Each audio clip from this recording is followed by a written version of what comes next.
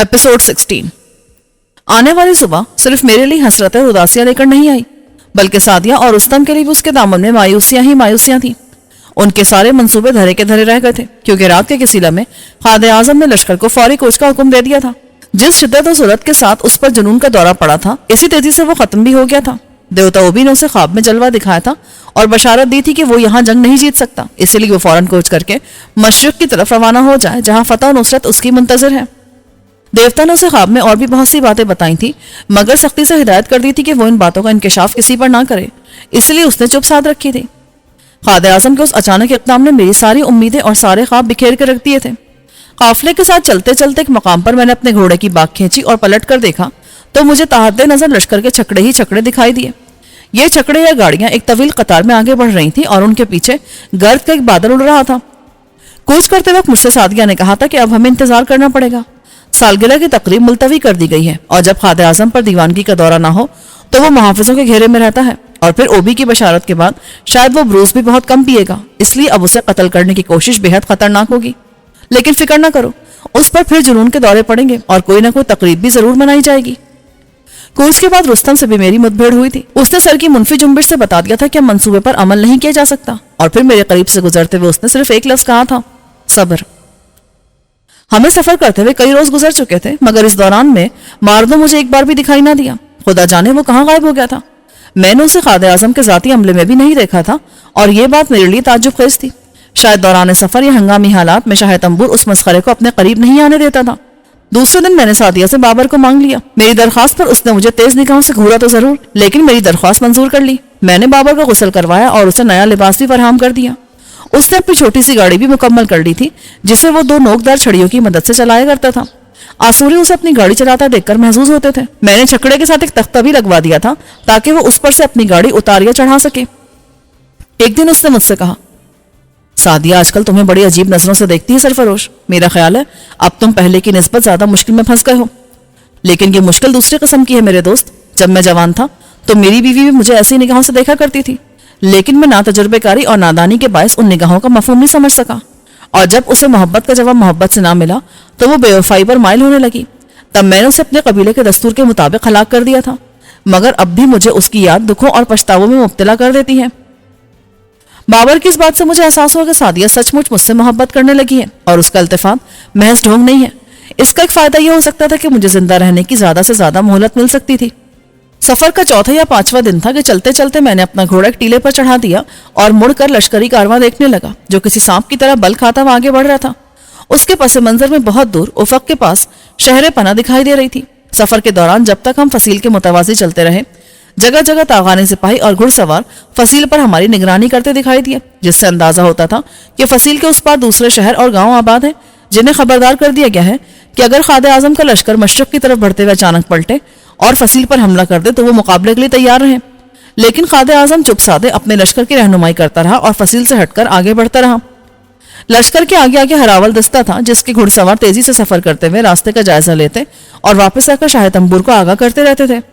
खादे आजम अपने घोड़े बर्फ पर सवार मुहाफिजों के दस्ते में घिरा दूर उफक पर नजरें जमाए रहता था। उसके मुहाफिजों ने अपने नेजों की नोक पर इंसानी खोपड़ियां और घोड़ों की दुमें लटका रखी थी। उनके दरमियान यकचशम खादे आजम अपने मकरू चेहरे की वजह से कोई खबीस रूही दिखाई देता था, और उसके मुहाफिज गोले बयाबानी लगते थे। उनके पीछे सादिया अपने चेहरे पर महीन नकाब डाले कभी घोड़े पर सफर किया करती और कभी अपनी गाड़ी में आराम करने चली जाती थी। उसकी कनीजों और जाती मुहाफिजों के लिए 20 छकड़े वक्फ थे। उनके बाद रुस्तम का छकड़ा था, जिसके पीछे उसके खुसूसी अमले की गाड़ियां थी। फिर फौज के उहदेदारों और सिपाहियों के बाद कैदियों और खिदमतगारों के छकड़े थे। मैं उन छकड़ों को गुजरते हुए देखता और सोचता रहा कि शायद बौने मारनों के लिए भी कोई छकड़ा मखसूस किया गया होगा, वरना वो इन 5 दिनों में कहीं ना कहीं तो जरूर दिखाई देता। उसका छकड़ा कहाँ है ये मुझे मालूम ना हो सका। आखिरी छकड़े के तकरीबन 1 मील पीछे घोड़ों और बछड़ों के गल्ले लाए जा रहे थे। मोहतात अंदाजे के मुताबिक उनकी तादाद 5000 से कम ना थी। उन घोड़ों और बछड़ों को छोटे छोटे गल्लों में इसलिए बांट दिया गया था कि उनकी रखवाली आसानी से की जा सके। उनके रखवालों में चरवाहों और सलोत्रियों के साथ साथ कस्साब भी शामिल थे, जो बवक्त जरूरत घोड़े ज़िबा करते थे। रखवालों के पास काफी तादाद में ऐसे तरबियत याफ्ता कुत्ते भी थे जो गले से भागने वाले घोड़ों को घेर कर वापस लाते और उन्हें गले के साथ चलने पर मजबूर करते थे।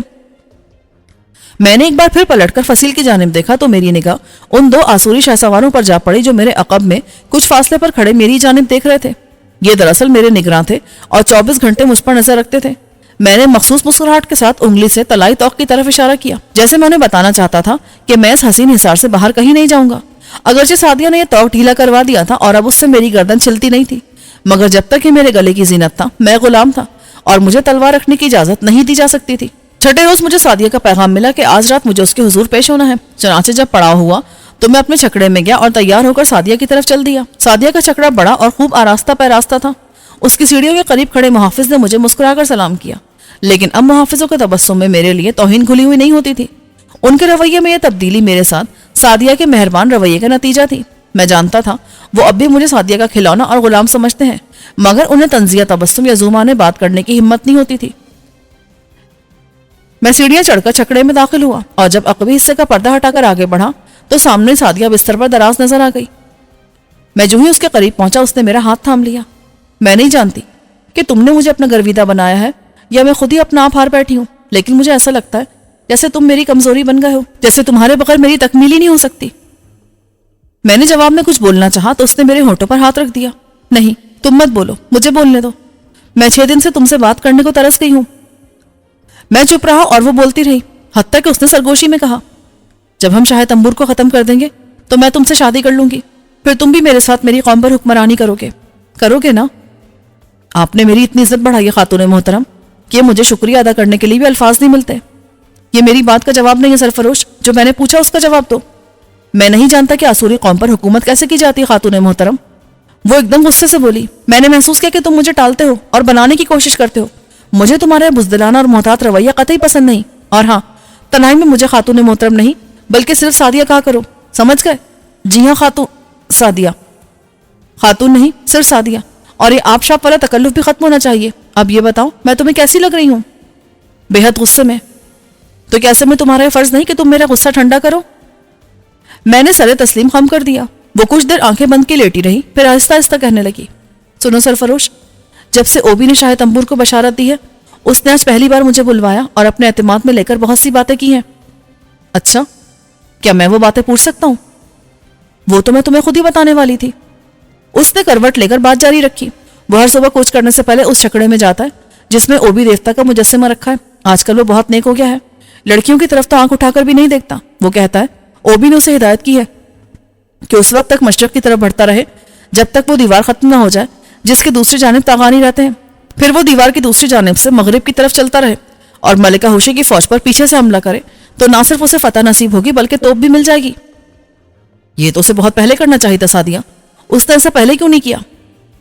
سعدیہ نے بے ساختہ قہقہا لگا اور بولی، تم بھی پاگل ہو سرفروش، پہلے سے اوبی نے بشارت دی ہی نہیں تھی۔ دوسرے میں نے سنا ہے کہ اس دیوار کے اختتام تک راستہ بے حد خطرناک ہے، وہاں تک پہنچنے کو آسان کام نہیں ہے، وہاں تک پہنچتے پہنچتے سینکڑوں سپاہی مر جائیں گے۔ خیر ہٹاؤ یہ باتیں، تم صرف رستم پر نظر رکھو اور وقت کا انتظار کرو۔ قائد اعظم پر دیوانگی کا دورہ ضرور پڑے گا، پھر وہ بروس پی کر اپنی حفاظت سے بے پرواہ ہو جائے گا اور اس کی غیر فطری طلب جاگ اٹھے گی، تب میں خود ہی کوئی تقریب منعقد کر ڈالوں گی اور ہم اپنے منصوبے کو عملی جامہ پہنا دیں گے۔ گردش لیل و نہار کے ساتھ لشکر کا سفر جاری رہا۔ آہستہ آہستہ دن خنک اور راتیں خنک تر ہوتی گئیں۔ مجھے گھوڑوں کے عیال کا بنا ہوا ایک جبہ، کمبل اور کتے کی کھال سے بنی ہوئی ٹوپی دی گئی تاکہ میں سردی سے اپنا تحفظ کر سکوں۔ سردیوں میں آسوری یہی چیزیں استعمال کرتے تھے۔ اب تاغانی فصیل نگاہوں سے اوجھل ہو چکی تھی اور ہم جس صحرائی علاقے سے گزر رہے تھے وہ بتدریج چڑھائی میں تبدیل ہوتا جا رہا تھا۔ اس بے آب و گیا میدان میں صرف 2 ہی چیزیں متحرک تھی مسلسل، ایک لشکر اور دوسری ریت۔ دن رات چلنے والی تیز ہوائیں بگولوں کو جنم دیتی اور ایسی باریک دھول اڑنے لگتی جو چہروں سے لپٹے ہوئے کپڑوں سے بھی پار ہو جاتی۔ میں بار بار سانس کے ساتھ منہ میں جانے والی دھول تھوکتا اور ڈاکٹر فریدوں کو کوستا رہتا جس نے مجھے اپنے تجربے کی بھینٹ چڑھا کر اس عجیب دور کے وحشی قبیلوں میں پھینک دیا تھا۔ سفر کی صحبتوں کی تاب نہ لا کر بچے اور بوڑھے مرنے لگے تھے۔ آسوری انہیں دفنانے کے بجائے لاشیں راہگزر کے کنارے پھینک دیتے اور لشکر کے پیچھے پیچھے آنے والے گوریلے انہیں چٹ کر جاتے۔ یہ گوریلے جنہیں میدان جنگ میں کام آنے والی لاشیں کھانے کی چاٹ لگ چکی تھی، آغاز سفر سے لشکر کے پیچھے پیچھے چلے آ رہے تھے، لیکن جب انہیں اپنی مرغوب غذا کافی مقدار میں نہ ملی تو انہوں نے گھوڑوں کے ریوڑ پر حملے شروع کر دیے تھے۔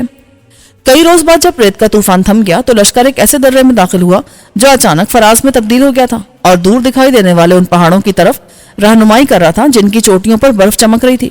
اب قائد اعظم نے اپنے گھوڑے برق پر سواری ترک کر دی تھی اور چھکڑے میں سفر کر رہا تھا۔ سعدیہ تقریباً روزانہ مجھے اپنے چھکڑے میں بلا لیا کرتی تھی اور اس کی مہربانیاں مجھ پر بڑھتی جا رہی تھیں۔ پہلے مجھے اس کی دشمنی سے خوف آتا تھا تو اب دوستی سے ڈر لگنے لگا تھا، مگر میں کر بھی کیا سکتا تھا۔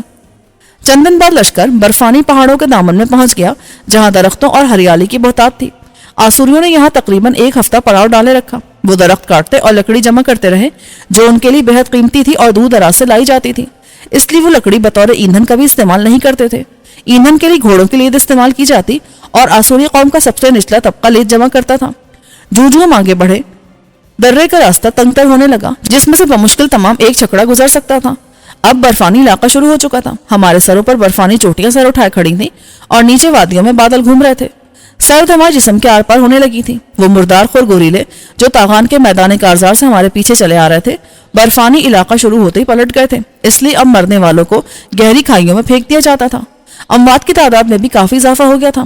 کچھ لوگ تو بیماری سے مر رہے تھے اور کچھ تنگ راستے پر سے پھسل کر جان دے رہے تھے۔ کبھی کبھی تو چھکڑے بھی کھڈوں اور کھائیوں میں جا کرتے تھے۔ لیکن ان تمام مشکلات و مصائب کے باوجود خادم اعظم اپنے دیوتا اوبی کی ہدایت پر سفر جاری رکھے ہوا تھا۔ شام کا اندھیرا اترنے سے پہلے ہر فرد اور ہر چھکڑا جہاں ہوتا وہیں رک جاتا تھا اور الاؤ روشن کر دیے جاتے تھے۔ میں آسوریوں کی بنسبت اچھی صحت اور تنتوش کے باوجود نزلے اور زکام کا شکار ہو گیا تھا جس کا علاج وہ گرم گرم بروس سے کیا کرتے تھے۔ چنانچہ بروس کے ساتھ مجھے برف کی طرح یک گوشت کھانا پڑتا تھا، مگر اب مجھے گھوڑے کا گوشت کھانے کی عادت سی پڑ گئی تھی۔ میرا چھکڑا سعدیہ کے چھکڑے سے کافی پیچھے تھا اور میں خوش تھا کہ اس نے کئی دنوں سے مجھے نہیں بلوایا تھا۔ 2 دن سے مجھے 2 آسوری شاہ سوار بھی دکھائی نہیں دے رہے تھے جو سائے کی طرح میری نگرانی کرتے تھے۔ شاید وہ یہ سوچ کر مطمئن ہو گئے تھے کہ میں اس برفزار سے فرار ہو کر کہاں جاؤں گا۔ ان کی یہ سوچ ٹھیک تھی، اسی لیے وہ بھی اپنے چھکڑوں میں جا دبکے تھے۔ چنانچہ رات کو میں بلا خوف بابر کے چھکڑے میں چلا جایا کرتا تھا جہاں ہم اپنے کمبلوں اور گھاسوں کے ڈھیر میں چھپے جی بھر کے گپے مارا کرتے تھے۔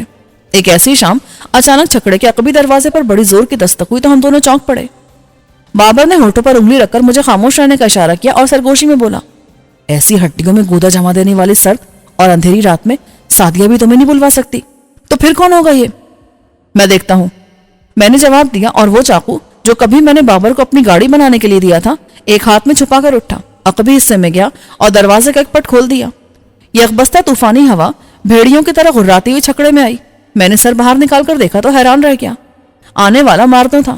میں نے ہاتھ بڑھا کر اسے اٹھا لیا اور دروازہ بند کر دیا۔ تم نے ملاقات کے لیے بڑا اچھا وقت منتخب کیا ہے، بابر اسے دیکھتے ہی بولا۔ آج تو گھوڑوں نے بھی اپنے سر ایک دوسرے کی ٹانگوں میں چھپا رکھے ہوں گے۔ بتاؤ کیا خبر لائے ہو؟ کیا خادم اعظم نے اپنی دیوانگی کے دورے میں کسی کھڈ میں چھلانگ مار دی ہے؟ مارد نے جواب دینے کے بجائے اپنے جبے، کمبل اور ٹوپی سے برف جھاڑتا رہا۔ وہ اپنے لبوں پر چپکی مخصوص مسکراہٹ کے باوجود بے حد پریشان دکھائی دیتا تھا۔ اس نے میری کلائی تھامی اور بولا، میں تمہارے چھکڑے پر گیا تھا، مگر جب جواب نہ ملا تو میں نے سوچا شاید تم یہاں ہوگے۔ مجھے تمہاری مدد کی ضرورت ہے سردار سرفروش، میں ہر طرف سے مایوس ہو کر تمہارے پاس آیا ہوں۔ دیوتا اوبی کے نام پر میری مدد کرو۔ میں نے اب تک بابر کو یہ نہیں بتایا تھا کہ بونا ماردنو بقول سعدیہ اسی کا آدمی ہے۔ وہ اصل میں کس کا وفادار تھا مجھے اب تک معلوم نہیں ہو سکا تھا، اسی لیے میں نے بابر سے یہ بات چھپائی تھی اور اب وہ مجھ سے مدد مانگ رہا تھا۔ وہ کیسی مدد چاہتا تھا اور مجھے سے کیوں چاہتا تھا جبکہ خادم اعظم رستم اور سعدیہ اس کی مدد کے لیے موجود تھے؟ تاہم میں نے اس کا شانہ تھپتھپاتے ہوئے کہا، میں تمہاری مدد ضرور کروں گا ماردنو، کیا تم خطرے میں ہو؟ میں خطرے میں نہیں ہوں بلکہ کوئی اور خطرے میں ہے جو مجھے بے حد عزیز ہے۔ میرے ساتھ آؤ سردار اور تم دیکھو کہ تم اس کے لیے کیا کر سکتے ہو۔ میں نے نگاہوں میں بابر سے مشورہ طلب کیا مگر اس نے کندھے اچکا دیے۔ میں سوچنے لگا کہیں وہ پرسرار بونا مجھے دھوکے سے تو کسی جگہ نہیں لے جانا چاہتا۔ اتنے میں وہ پھر بولا، دیر مت کرو سردار، وقت بہت کم ہے اور ہمیں کافی دور جانا ہے۔ اس کا لہجہ التجائیہ تھا۔ میں تمہاری مدد کے لیے تیار ہوں مارنو، مگر پہلے یہ تو بتاؤ کہ مدد کی ضرورت کسے ہے اور تم مجھے کہاں لے جانا چاہتے ہو؟ مارنو یہ سن کر دروازے کی طرف بڑھا۔ اس کے چہرے پر وحشت اور مایوسیوں کے سائے پھیل گئے تھے۔ میں نہیں بتا سکتا، یہاں نہیں بتا سکتا۔ میں نہیں چاہتا کہ بابر کو اس بات کا علم ہو ورنہ اس کی جان بھی خطرے میں پڑ جائے گی۔ اگر ایسا ہے تو میں جاننا بھی نہیں چاہتا۔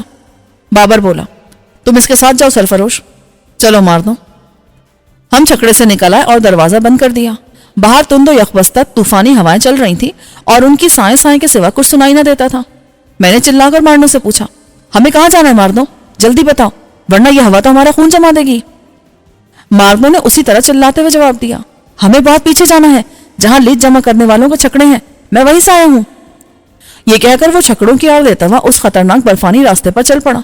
لیج جمع کرنے والوں کے چھکڑے یہاں سے کم از کم 5 میل دور تھے۔ راستہ بے حد خراب اور خطرناک تھا، ہوا بہت تیز تھی اور اندھیرا بھی بہت گہرا تھا۔ اگر میرا یا مارنو کا پاؤں پھسل جاتا تو پاتال جتنی گہری کھائیوں میں گر کر ہماری ہڈیاں چکنا چور ہو جاتی۔ میرے ہاتھ پیر سن ہو رہے تھے. میرا خیال تھا اس وقت سردی نقطہ انجماد سے 20 درجے کم ہوگی. ایسے عالم میں کوئی بھی چوکیداری اور گلہ بانی نہیں کر رہا تھا. گھوڑوں کے گلے چھکڑوں کی قطار سے بہت پہلے ایک کھلے مقام پر روک لیے گئے تھے تاکہ انہیں اس وقت آگے بڑھایا جائے جب سارے چھکڑے اس تنگ و دشوار راستے سے گزر جائیں. اگرچہ اس وقت برف باری نہیں ہو رہی تھی مگر تیز ہوا سے برف کے ذرات اڑ کر چھروں کی طرح جسم سے لگ رہے تھے. اچانک ایک جگہ ماردو گر پڑا. میں نے اسے سہارا دے کر اٹھایا. اگر تمہیں چلنے میں دشواری ہو رہی ہو تو میں تمہیں اٹھا کر چل لوں. بونے نے نفی میں سر ہلایا مگر چند قدم چلنے کے بعد وہ پھر لڑکھڑا گیا اور گر پڑا. اب کہ میں نے اس سے کچھ پوچھنے کے بجائے اسے اپنے کندھوں پر بٹھا لیا اور تیز تیز مگر بڑی احتیاط سے آگے بڑھنے لگا. جب ماردو بولنے کے قابل ہوا تو اس نے کہا تقریباً 1 میل کا فاصلہ باقی ہے. اس نے یہ اندازہ یوں لگایا تھا کہ چھکڑوں کی قطار ختم ہو گئی تھی مگر کچھ فاصلہ خالی جگہ چھوڑنے کے بعد یہ قطار دوبارہ شروع ہو گئی تھی. یہ فاصلہ جان بوجھ کر چھوڑا گیا تھا تاکہ لیت لانے والے چھکڑے باقی چھکڑوں سے اتنی دور رہیں کہ ان کی بدبو اور غلاظت اگلے چھکڑوں کو متاثر نہ کر سکے. بالآخر میں اپلے والے چھکڑوں تک پہنچ گیا. 6-7 چھکڑوں کے بعد ایک چھکڑے میں سے ہلکی سی روشنی باہر آ رہی تھی. بس اسی کے پاس رک جاؤ. میں اس چھکڑے کے قریب پہنچ کر رکا اور مارنو کو کندھے سے اتارا تو وہ بولا چھکڑے میں داخل ہونے سے پہلے تمہیں خلف اٹھانا پڑے گا سردار. کیسا حلف مارنو؟ یہ بکواس رہنے دو اور اندر چلو ورنہ سردی میں ہم ٹھٹر کر رہ جائیں گے. تمہیں صرف اتنی قسم کھانی ہے کہ جو کچھ چھکڑے میں دیکھو گے اس کا ذکر کسی سے نہیں کرو گے. اچھی بات ہے ماردو, میں قول دیتا ہوں کہ جو کچھ دیکھوں گا اس کا ذکر کسی سے نہیں کروں گا. اب چلو ورنہ سردی ہڈیوں میں اتر جائے گی. مارنو مطمئن ہو گیا. اس نے سیڑھیاں چڑھ کر اپنے چھکڑے کا دروازہ کھولا جو نسبتاً چھوٹا تھا. چنانچہ مجھے جھک کر اندر جانا پڑا. ماردو نے جلدی سے دروازہ بند کر دیا. اگرچہ چھکڑے میں روشنی تھی مگر وہ اتنی مدھم تھی کہ واضح طور پر کچھ دکھائی نہیں دے رہا تھا. وہاں ایک ناگوار سی بو پھیلی ہوئی تھی. جب میری آنکھیں اس نیم تاریکی میں دیکھنے کے قابل ہوئی تو سب سے پہلے میری نگاہ ایک بڑھیا پر پڑی جس کے سامنے گدے پر ایک لڑکی لیٹی ہوئی تھی. بڑھیا نے ہماری طرف دیکھنے کے بجائے لڑکی پر ہی اپنی نگاہیں مرکوز رکھی. ماردو لڑکی کی طرف اشارہ کرتے ہوئے بولا یہ میری بیٹی تانتی ہے اور یہ مر رہی ہے سرفروش. نہ میں اس کی مدد کر سکتا ہوں اور نہ ہی یہ بڑھیا کچھ کر سکتی ہے. اگر تم نے بھی اس کی مدد نہ کی تو یہ مر جائے گی اور میری مشکل یہ ہے کہ میں تمہارے سوا کسی سے بھی مدد کی التجا نہیں کر سکتا. یہ کہتے کہتے ماردو کی آنکھوں میں آنسو آ گئے. مجھے اس پر رحم کے ساتھ ساتھ غصہ بھی آیا کہ اس نے آج ایک بار پھر مجھے ایک نئے اسرار سے دوچار کر دیا تھا. اس کی ہر بات اسرار کے پردے میں لپٹی ہوئی تھی. تمہاری بیٹی کو بچانے کے لیے میں جو کچھ کر سکتا ہوں ضرور کروں گا ماردو, مگر مجھ سے کسی معجزے کی توقع مت رکھنا. یہ کب سے بیمار ہے؟ میں نے اس کی بیمار اور بے ہوش بیٹی کی طرف اشارہ کرتے ہوئے پوچھا. 5 دن سے بخار میں پھونک رہی ہے. دیکھو اس کا پنڈا کیسا تپ رہا ہے. میں گھٹنوں کے بل لڑکی کے قریب بیٹھا تو وہ بڑھیا پرے ہٹ گئی جو اس کے چہرے سے پسینہ پہنچ رہی تھی. میں نے لڑکی کی پیشانی پر ہاتھ رکھا اور سوچنے لگا کہ کیا کروں. اس کی سانس بہت آہستہ چل رہی تھی مگر اس کا سینہ جکڑا ہوا نہیں تھا جیسا کہ نمونیا میں ہوتا ہے. پہلے میرا خیال تھا کہ اسے کھانسی والا بخار ہے جس سے سانس لینی مشکل ہو جاتی ہے, مگر اسے وہ نہیں بلکہ کوئی دوسرا بخار ہے. میں نے آج تک کسی کو ایسے بخار میں مبتلا نہیں دیکھا. کیا تم کوئی مدد کر سکتے ہو؟ میں نے چراغ اٹھا کر اس کی روشنی لڑکی کے چہرے پر ڈالی تو یہ دیکھ کر دنگ رہ گیا کہ لڑکی کے خد و خال آسوریوں جیسے نہیں بلکہ تاغانیوں جیسے ہیں. تاہم اسے اپنے باپ سے ورثے میں آسوریوں کی ہلکی سی جھلک بھی ملی تھی. اس کی آنکھیں پوری طرح نہ تاغانی قوم جیسی تھیں اور نہ ہی آسوریوں جیسی. اس کے ہونٹ گلاب کی طرح سرخ تھے جن پر بخار کی وجہ سے پپڑیاں جم گئی تھی. ابھی میں اس کے خد و خال دیکھ ہی رہا تھا کہ لڑکی کی آنکھیں جھپکنے لگی. وہ ہوش میں آ گئی تھی لیکن اسے یوں آنکھیں جھپکتے دیکھ کر مجھے جھرجھری سی آ گئی. مجھے یوں لگا جیسے ایک سرد سی لہر میری ریڑھ کی ہڈی میں سرایت کر رہی ہو. اس کی آنکھیں اگرچہ ملکہ ہوشی کی طرح گہری سبز تھیں مگر وہ بینائی سے محروم تھی. اتنی حسین آنکھوں میں اندھیروں کے سوا کچھ بھی نہیں تھا. وہ پھول, چاند, ستارے اور نیلا آسمان کچھ بھی نہیں دیکھ سکتی تھی. اس نے میری موجودگی کو محسوس کرتے ہوئے اپنا نرم و نازک ہاتھ اٹھایا جو میرے چہرے سے ٹکرا گیا. وہ میری داڑھی کو محسوس کرتے ہوئے بولی تم کہاں ہو بابا؟ یہ کون ہے جس سے میرا ہاتھ ٹکرایا ہے؟ یہ سن کر ماردو اس کے قریب بیٹھ گیا اور جھک کر اس کا رخسار چومتے ہوئے بولا یہ میرا دوست ہے تانتی, یہ تمہارا علاج کرنے کے لیے آیا ہے. تم بالکل ٹھیک ہو جاؤ گی میری بچی. لڑکی کا ڈال جیسا بازو پھر اٹھا اور اس کا ہاتھ میرا چہرہ ٹٹولنے لگا. اس نے میری داڑھی, ہونٹ, آنکھیں اور پیشانی چھوتے ہوئے کہا تمہارا دوست اچھا ہے بابا. پھر وہ ہاتھ سے اپنے باپ کو ٹٹولنے لگی. لڑکی کی اس بات پر میرا دل بھر آیا. ہاں میری لخت جگر, یہ بہت اچھا ہے اور تمہیں جلدی اچھا کر دے گا. اتنے میں لڑکی پھر بے ہوش ہو گئی. میں کوشش کروں گا مار دوں. اس کی عمر کیا ہے؟ 12 سال. اتنی کہ بونو نے فقرہ ادھورا چھوڑ دیا مگر میں اس کا مطلب سمجھ گیا تھا. قائد اعظم اپنی دیوانگی کے دوروں میں اتنی ہی عمر کی لڑکیوں پر ستم ڈھاتا تھا. جتنی جلدی ہو سکے ہمیں اس کا بخار ختم کر دینا چاہیے. مارنو, کیا تمہارے پاس کوئی ایسا برتن ہے جس میں برف لائی جا سکے؟ برتن تو چھوٹے ہیں لیکن چھکڑے کے نیچے وہ ٹوکریاں لٹک رہی ہیں جن میں لیت جمع کی جاتی ہے. کیا وہ کام آ سکتی ہیں؟ हाँ, वो भी काम दे जाएंगी, 2 प्याले भी ले लो। हम चकड़े से बाहर आए और तूफानी हवा में प्यालों में बर्फ समेट समेट कर टोकरियां भरने लगे। जब टोकरियां भर गई तो हम उन्हें छकड़े में ले आए। मैंने मारनो को मजीद बर्फ लाने के लिए भेज दिया और खुद तांती पर पड़ा कंबल हटाकर बुढ़िया को समझाने लगा कि वो मरीजा का लिबास भी उतार दे। बुढ़िया ने मरीजा का लिबास उतार दिया तो मैंने उसे कंधों की तरफ से बर्फ में दबाना शुरू कर दिया और बुढ़िया ने पांव की जानिब से।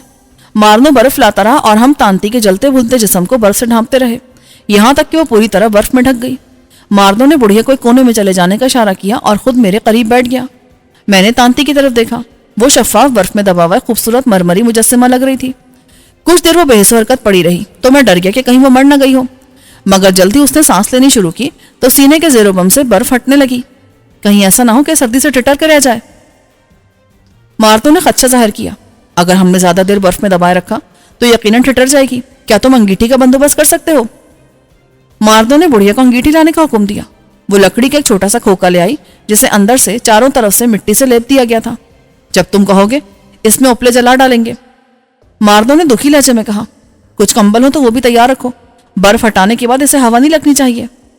मेरे पास काफी कंबल है, तांती ही मेरा सब कुछ है सरफरोश, मैं सिर्फ इसी की खातिर जिंदा हूं। तुमने तो इसे बड़ी खूबी से छुपा रखा है मारनो, इन गलीज चकड़ों की तरफ तो कोई आता भी नहीं होगा। मैंने उसकी जहानत को सराहते हुए कहा, हाँ, मुझे डर था कि कहीं शायद अंबूर की इस पर नजर न पड़ जाए, कोई उसे बता ना दे। तुम तो जानते हो कि वो कजरवी का शिकार है, उसे मेरी तांती का हुस्न मासूम दीवाना बना देता तो मैं उसका कुछ नहीं बिगाड़ सकता था। मैं वादा करता हूं मारनो कि तांती का जिक्र कभी किसी से नहीं करूंगा। मुझे तुम पर एतमाद है सरफरोश, मैंने जिंदगी में तुम्हारे सिवा कभी किसी पर एतमाद नहीं किया और मैं इसलिए तुम्हारे पास आया था। पहले ये बुढ़िया और सिर्फ मैं ही जानते थे कि तांती मेरी बेटी है, अब तुम्हें भी मालूम हो गया है। लीज जमा करने वालों को मैंने ये बता रखा है कि तांती मेरी भतीजी है। मैं ऐसे चीथड़ों में और मैला कुचैला रखता हूँ।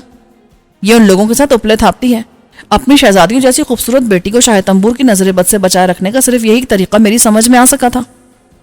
इतने में तांती कराने लगी। मैं और मारनो उसके करीब आ गए। मुझे सर्दी लग रही बाबा। मारनो ने उसके माथे पर हाथ रखते हुए कहा, घबराओ नहीं मेरी बच्ची, तुम बहुत जल्द अच्छी हो जाओगी। तांती फिर गश खा गई। मैंने उसका माथा छूकर देखा जो अभी खासा गर्म था। मैंने सोचा इसे कुछ देर मजीद बर्फ में दबा रहने दिया जाए तो इसकी हरारत दम तोड़ देगी। इसे आराम करने दो मारनो, ये बताओ कि तुम्हारी तांती की अपनी मां पर गई है? हाँ, मैं जानता था तुम किसी वक्त सवाल जरूर पूछोगे। क्या ये पूछोगे कि मेरी बेटी इतनी खूबसूरत क्यों है? बात दरअसल ये सरफरोश कि 13-14 साल पहले हमने अपने इलाके में तागानियों का गिरोह पकड़ा था जिसमें कुछ औरतें भी शामिल थीं। हमने मर्दों को तो कत्ल कर दिया मगर उनकी औरतें कैदी बनाकर अपने साथ ले आए। खादे आजम उस वक्त बुरूस्त के नशे में मदहोश था। उसने मजाक में एक औरत मुझे दे दी। मैं जानता था औरतें किसी मस्खरे बौने को पसंद नहीं करती, मगर मैंने दिखावे के लिए शाह तंबूर का बेहद शुक्रिया अदा किया और उस औरत को अपने छकड़े में ले आया। मेरा ख्याल था मुझे पसंद नहीं करेगी, मगर वो मुझे चाहने लगी। फिर मुझे भी उससे मोहब्बत हो गई। 1 साल बाद तांती पैदा हुई और मेरी बीवी खांसी वाले बुखार से मर गई। तांती इतनी खूबसूरत थी कि मैंने उसी वक्त से उसे छुपा के रखने का फैसला कर लिया और उसे इन घटिया लोगों में ले आया। क्या ये पैदाइशी नाबीना है? हाँ, मगर ये बचपन से अपनी उंगलियों के जरिए हर शय देखती आई है। इसने तुम्हारा चेहरा टटोल कर बता दिया कि तुम अच्छे आदमी हो और इसकी पहचान कभी गलत साबित नहीं हुई। अगर तुम मुझे अच्छा आदमी समझते हो तो फिर मुझे कुछ सवालात के जवाब सच सच बताओ मारनो। मैंने मौके से फायदा उठाते हुए कहा तो मारनो ने मेरी तरफ झुकते हुए और होंठों पर उंगली रखते हुए सरगोशी की। इस वक्त कोई सवाल ना करो सरफरोश, अगरचे बुढ़िया काबिल एतमाद है, लेकिन अगर इस पर तशद्दुद किया गया तो यह हर वो बात उगल देगी जो इसने सुनी होगी। वक्त आने पर मैं हर बात खुद ही तुम पर वाज़े कर दूंगा। बाबा, मुझे बहुत सर्दी लग रही है। तांती चीखने लगी। मैंने जल्दी से उसका माथा छुआ जो अब ठंडा हो चुका था। जल्दी से अंगीठी जलवा मारनो। ये क्या कर मैं तांती के जिस्म से बर्फ हटाने लगा। मारदो ने बुढ़िया को अंगीठी जलाने का हुक्म दिया और खुद मेरा हाथ बटाने लगा। बर्फ हटाते हमने तांती पर कई कंबल डाल दिए। इतने में अंगीठी भी जल गई। मैं उपलों के धुएं से खांसने लगा, मगर मारनो, तांती और बुढ़िया उसके आदी थे। चंद ही मिनटों में बंद छकड़ा गर्म होने लगा। तांती एक बार फिर बेसुध हो गई। वक्त आहिस्ता आहिस्ता गुजर रहा था। मेरी तशवीश बढ़ती जा रही थी और मारनो बड़ी खामोशी से अपनी बेटी का चेहरा तक के जा रहा था जिस पर से मैंने कंबल हटा दिया था। मुझे अपलों की इस भत्ती से अंगीठी की कारकर्दगी पर ताज्जुब होने लगा जिसने जरा सी देर में छकड़े को बहुत गर्म कर दिया था। चंद लम्हों के लिए मेरा ध्यान अंगीठी की तरफ बढ़ गया, मगर जल्दी वो खदशा फिर जाग उठा कि कहीं तांती मर न गई हो, क्योंकि वह अभी तक बेहसो हरकत पड़ी थी। मारनो बुत बनाव से घूरे जा रहा था और उसकी आंखों में आंसू तैर रहे थे। अचानक मैं ये देखकर चौंक उठा کہ تانتی کی پیشانی پر پسینے کے قطرے چمکنے لگے ہیں۔ میں نے جلدی سے اس کا پسینہ پوچھ دیا۔ چند لمحوں بعد قطرے دوبارہ ابھر آئے۔ میں نے کمبل کے نیچے ہاتھ ڈال کر تانتی کے شانے چھوئے تو پتہ چلا کہ وہ پسینے میں شرابور ہے اور اس کا بخار ٹوٹ گیا ہے۔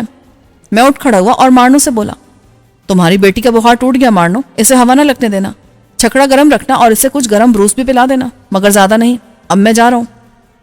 مارنو میرے پیچھے آتے ہوئے بولا، میں تمہارا بے حد شکر گزار ہوں سرفروش، تم نے مجھ پر زندگی کا سب سے بڑا احسان کیا ہے اور آج سے میں تمہارا غلام بن گیا ہوں۔ تم مجھے جو کہو گے میں وہی کروں گا، لیکن تم سے صرف ایک استدعا ہے کہ اپنے وعدے پر قائم رہنا اور تانتی کے بارے میں بابر کو بھی نہ بتانا۔ وہ اچھا آدمی ہے مگر تشدد اسے بھی زبان کھولنے پر مجبور کر سکتا ہے۔ تم فکر مت کرو مارنو، میں اپنے وعدے پر قائم رہوں گا۔ مجھے تانتی کی حالت سے آگاہ کرتے رہنا، لیکن مجھ سے کھلے عام مت ملنا، کیونکہ ہم کبھی لوگوں کے سامنے ایک دوسرے سے نہیں ملے اور نہ ہی پہلے کبھی دوست رہے ہیں۔ اب اگر تم نے مجھ سے برسر عام بات کی تو لوگ شک و شبے میں مبتلا ہو جائیں گے۔ ایک لمحے کے لیے بونے کی آنکھوں میں وہی عیارانہ چمک ابھری اور وہ بولا، میں جانتا ہوں سرفروش اور محتاط رہوں گا۔ دوسری باتوں کے متعلق اپنے ذہن پر کوئی دباؤ نہ ڈالو اور وقت کا انتظار کرتے رہو۔ میں باہر آیا اور مارنو نے جلدی سے چھکڑے کا دروازہ بند کر دیا۔ چھکڑا اندر سے جتنا گرم تھا باہر اتنی ہی شدید سردی تھی۔ یکبستہ ہواؤں کے جھکڑ چل رہے تھے اور مجھے 5 میل ایک ایسے راستے پر سفر کرنا تھا جو برف سے ڈھکا ہوا تھا اور جس کے ایک جانب ہزاروں فٹ گہری کھائی اپنا خوفناک جبڑا کھولے کھڑی تھی۔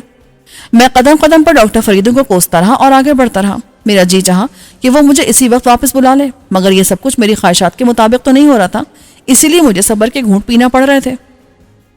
اگلے چند روز مجھے تانتی کے بارے میں سوچنے کی مہلت بھی نہ مل سکی۔ ہمیں نئے طوفان نے گھیر لیا تھا اور سردی بہت بڑھ گئی تھی، مگر سفر پھر بھی جاری تھا۔ کچھ لوگ شدید سردی اور کچھ نمونے کے باعث مر رہے تھے، جسے آسوری کھانسی کا بخار کہتے تھے۔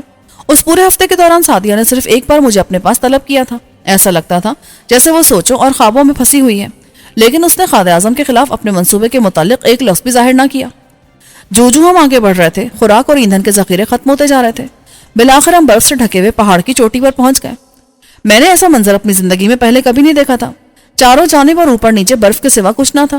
دھند اور بادلوں سے جھانکنے والا آسمان بھی برفی کی چادر نظر آتا تھا۔ پھر راستہ ڈھلان کی طرف مڑ گیا اور چھکڑے تیز رفتاری سے آگے بڑھنے لگے۔ اب سفر پہلے کی نسبت آسان ہو گیا تھا۔ مارنو مجھے عام طور پر قائد اعظم کے ذاتی عملے میں دکھائی دیتا تھا۔ اس نے صرف ایک بار میرے قریب سے گزرتے ہوئے غیر محسوس انداز سے اسبات میں سر ہلایا تھا۔ اس کا یہ ہلکا سا اشارہ مجھے یہ بتانے کے لیے کافی تھا کہ تانتی بچ گئی ہے۔ 3 دن بعد ہم تنگ درے سے نکل کر ایک کھلے مگر ریتیلے میدان میں آ گئے اور شاہ تمبور نے پڑاؤ ڈالنے کا حکم دیا۔ وہ یہاں رک کر لشکر کو پھر سے ترتیب دینا اور گھوڑوں کے گلوں کا انتظار کرنا چاہتا تھا، چنانچہ چھوٹے چھوٹے سیاہ خیمے چھکڑوں سے اتار کر میدان میں نصب کر دیے گئے۔ زندگی کی وہی گہما گہمی پھر لوٹ آئی جسے مسلسل اور پرخطر سفر نے وقتی طور پر معطل کر دیا تھا۔ سعدیہ کئی بار مجھ سے کہہ چکی تھی کہ وہ بہت جلد مجھ پر ایک راز منکشف کرنے والی ہے، لیکن ہر بار وہ صرف راز ظاہر کرنے کی خواہش کا اظہار کر کے خاموشی اختیار کر لیتی تھی، اس لیے میرا تجسس بڑھتا جا رہا تھا، لیکن میں اسے مجبور نہیں کر سکتا تھا۔ تقریباً 1 ہفتے تک لشکر وہاں پڑاؤ ڈالے رہا۔ اس اسنا میں لشکر کے اعداد و شمار جمع کیے گئے تو پتہ چلا سفر کے دوران 1000 سے زائد بچے، بوڑھے، عورتیں اور 400 گھوڑے لقمہ اجل بن چکے ہیں۔ اسی رات سعدیہ نے پھر وہی الفاظ دہرائے کہ وہ مجھ پر ایک راز ظاہر کرنا چاہتی ہے، تو میں نے کسی رد عمل کا مظاہرہ نہیں کیا۔ اس پر وہ مسکرا کر بولی، چلو آج میں تمہیں بتا ہی دیتی ہوں۔ بات دراصل یہ ہے کہ میں تمہارے بچے کی ماں بننے والی ہوں سرفروش، مگر تم یہ بات اس وقت تک کسی کو نہیں بتاؤ گے جب تک کہ ہمارا منصوبہ پایہ تکمیل تک نہیں پہنچ جاتا۔ اور ہاں، یہ بات صرف آدھی خوشخبری کے برابر ہے، دوسری آدھی خوشخبری پھر سناؤں گی۔ میں نے سعدیہ کی ہدایت پر عمل کرتے ہوئے بابر تک کو یہ بات نہیں بتائی، لیکن میرا جی چاہتا تھا کہ کاش سعدیہ نے جھوٹ بولا ہو۔ میں نیم آسوری بچے کا باپ بننا پسند نہیں کرتا تھا، اور پھر ڈاکٹر فریدو نے مجھے کسی بھی وقت واپس بلا لینا تھا۔ تب اس بچے کا کیا ہوگا؟ کیا اسے بھی بے ضابطہ اولاد کی چھاپ لگا کر آسوریوں کے سب سے نچلے طبقے میں شامل کر دیا جائے گا؟ میں اپنے بچے کو لیج جمع کرنے والوں میں چھوڑ کر جانے کا تصور بھی نہیں کر سکتا تھا۔ یہ باتیں میرے لیے ذہنی کشمکش ہی نہیں بلکہ دلی کوفت کا باعث ہی بن گئی تھی۔ جس روز ہم نے میدان میں پڑاؤ ڈالا تھا، اسی دن شاہ تمبور نے اپنے کچھ سوار شمال، جنوب اور مشرق کی سمت روانہ کر دیے تاکہ وہ ان کی فراہم کردہ معلومات کے تحت اپنی راہ متعین کر سکے۔ شمال اور جنوب کی طرف جانے والے سوار تو 3 دن بعد لوٹ آئے اور انہوں نے قائد اعظم کو صورتحال بتا دی، مگر مشرق کی طرف جانے والے سوار ابھی تک واپس نہیں آئے تھے۔ 6 دن بعد جب وہ واپس آئے تو قائد اعظم نے خفیہ اجلاس منعقد کیا اور دوسری صبح لشکر کو کوچ کا حکم دے دیا۔ کئی روز بعد ہم ایک ایسے وسیع و عریض میدان میں پہنچے جو بڑی بڑی چراگاہوں پر مشتمل تھا۔ یہ چراگاہیں گھوڑوں کے لیے جنت ثابت ہوئیں اور انہیں جی بھر کر چڑھنے کے لیے وہاں چھوڑ دیا گیا، جبکہ آسوریوں کی اکثریت سوکھی گھاس کاٹنے میں مصروف ہو گئی۔ روانگی سے پہلے بے انتہا گھاس چھکڑوں پر لادی جا چکی تھی۔ سفر پھر شروع ہو گیا۔ کئی روز بعد مجھے ہوا میں نمی محسوس ہوئی اور پھر یہ اندازہ کرنے میں دیر نہ لگی کہ یہ سمندری ہوا ہے۔ ایک روز شاہ تنبور کے وہ سوار جو لشکر سے آگے آگے جا کر خبریں لایا کرتے تھے اپنے ساتھ ایک قیدی بھی لائے۔ یہ قیدی اگرچہ قد و خال سے تاغانی ہی لگتا تھا، مگر اب تک جو تاغانی میں نے دیکھے تھے وہ ان سے قد و قامت میں بڑا بلکہ میرے ہی برابر تھا۔ وہ گھوڑے پر سوار تھا مگر اس کے ہاتھ پشت پر اور پاؤں رکابوں میں باندھ دیے گئے تھے، اور یہ رکابیں گھوڑے کے پیٹ کے نیچے سے ایک دوسرے کے ساتھ جکڑ دی گئی تھی تاکہ وہ گھوڑے کو ایڑ لگا کر فرار نہ ہو سکے۔ وہ اپنے لباس سے لشکری عہدیدار معلوم ہوتا تھا اور اس نے قید کے عالم میں بھی کسی فاتح کی طرح اپنا سر بلند کر کے رکھا تھا۔ اس رات سعدیہ نے مجھے بتایا کہ وہ اپنے آپ کو بحری تاغانی بتاتا ہے۔ آسوری سپاہی اسے ایک سرحدی چوکی سے پکڑ لائے ہیں، انہوں نے اس کے ساتھیوں کو قتل کر دیا ہے اور اسے پوچھ گچھ کے لیے خادم اعظم کے پاس لے آئے، مگر وہ بدبخت اتنا ضدی کہ کچھ اگل کر ہی نہیں دے رہا۔ میں نے جمائی لیتے ہوئے پوچھا، اس کا انجام کیا ہوگا سعدیہ؟ کیا معلوم، اور پھر کسی کو اس کے انجام کی پرواہ بھی کیا ہے؟ پھر وہ ایک دم غصے سے بولی، آئندہ کبھی میرے سامنے جمائی مت لینا سرفروش، اس سے اکتاہٹ کا اظہار ہوتا ہے، اور اگر تمہیں اکتاہٹ محسوس ہونے لگی ہے تو میں یہ اکتاہٹ دور کرنے کا کوئی اور طریقہ ڈھونڈ لوں گی۔ یہ کہتے ہوئے وہ مجھے پہلے والی خونخوار سعدیہ محسوس ہوئی اور ایسا لگا جیسے اس نے میرے بچے کی ماں بننے کی خبر سنا کر اور میرے ساتھ سختی سے پیش آ کر اپنے اس روپ پر فریب کی چادر ڈال لی تھی۔ میں نے دل میں اپنے آپ کو کوستے ہوئے کہا، جانا میں تم سے کبھی نہیں اکتا سکتا، میرا رواں رواں تم سے محبت کرتا ہے۔ مجھ سے جمائی لینے کی غلطی لاشعوری طور پر سرزد ہوئی سعدیہ، دراصل دن بھر کی بھاگ دوڑ کے باعث میں بری طرح تھکا ہوا ہوں، مجھے نیند آ رہی ہے، لیکن سچ تو یہ کہ آج کل میں سو بھی نہیں سکتا۔ جب میں سونے کے لیے لیٹتا ہوں تو مجھے اپنے تصور میں اس بچے کی معصوم کلکاریاں سنائی دینے لگتی ہیں جو ابھی تمہارے پاس ہے۔ تم نے خوشخبری سنا کر مجھے پاگل کر دیا ہے، مگر جب میری اس بات پر بھی اس کے چہرے کے تاثرات نہ بدلے تو میں خوفزدہ ہو گیا کہ شاید اس پر میری ناکام اداکاری کا پول کھل گیا ہے، مگر دوسرے لمحے وہ مسکرانے لگی۔ اگلی صبح اس بحری تاغانی نے تشدد سے مجبور ہو کر سب کچھ اگل دیا۔ آسوریوں کا دستور تھا کہ جب وہ دشمن سے راز اگلوا لیتے تو اسے قتل کر دیتے تھے، انہوں نے اس کے ساتھ بھی یہی سلوک کیا اور لشکر آگے چل پڑا۔